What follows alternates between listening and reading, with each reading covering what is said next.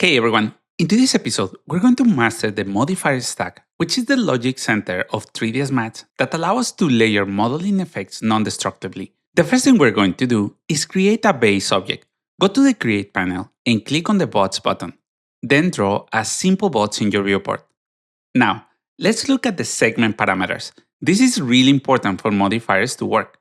If you leave the segments to 1, there is no geometry for the modifiers to bend or twist, and the object will remain rigid. I would recommend increasing the segments to 10 or more for all 3 axes to ensure we have enough resolution for a smooth deformation later. Navigate to the Modify panel on the right side of your screen. The large gray area you see is the Modifier Stack. Think of the Modifier Stack like layers in Photoshop. 3ds Math calculates the object starting from the bottom and processes it upwards through each modifier you add. This means we can turn effects on and off or even change the order of operations without destroying the original model. Let's start by adding our first layer. Open the Modifier List drop-down menu and select Edit Poly. Press 1 on your keyboard to enter Vertex Sub-Object mode. I want you to select the top vertices of your bots and move them up slightly to change the shape. Now, let's look at why we use the modifier version. If we converted the bots directly to an editable poly, we would lose access to the original bots parameters forever. But by using the Edit Poly modifier, we can toggle the small eyeball icon off to return to the original bots shape instantly. I recommend always working with the Edit Poly modifier during the draft stage so you preserve your design history. Next, we're going to add a deformation. Go back to the modifier list and select Bend. Now, let's look at the angle parameter. I want you to watch the viewport. If we set this to 0, nothing happens. But if we crank this up to 90 degrees, the object curves slightly. Depending on your object orientation, it may look strange. So I recommend changing the bend axis to set to get the results we expected. Now, this brings us to the most important rule of the stack.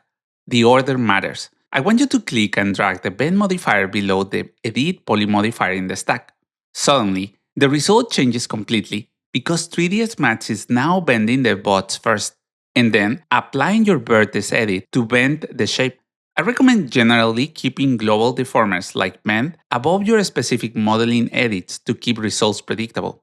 Let's add another layer. Select Taper from the list. Now, let's look at the amount and curve parameters. If we set the amount to a negative value like -0.5, the top of the mesh shrinks inwards.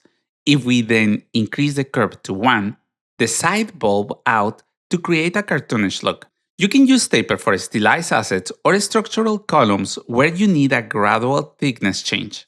The final touch is the TurboSmooth modifier. Add it to the top of the stack. Now, let's look at the iterations. If we leave this at 0, the mesh looks blocky and you can see the facet. If we push this to 1 or 2, the geometry subdivide and the surface becomes perfectly smooth. However, be careful. If you crank this up to 4 or 5, your polygon count will be massive, and it's possible that it can crash the viewport. I recommend sticking to 2 iterations for high-quality rendering. If you found this tutorial helpful, consider supporting my work on Ko-fi/Archviz Explain. It helps me create more tutorials like this one. Hope you enjoyed the video. Don't forget to click the like and subscribe button. If you have any questions,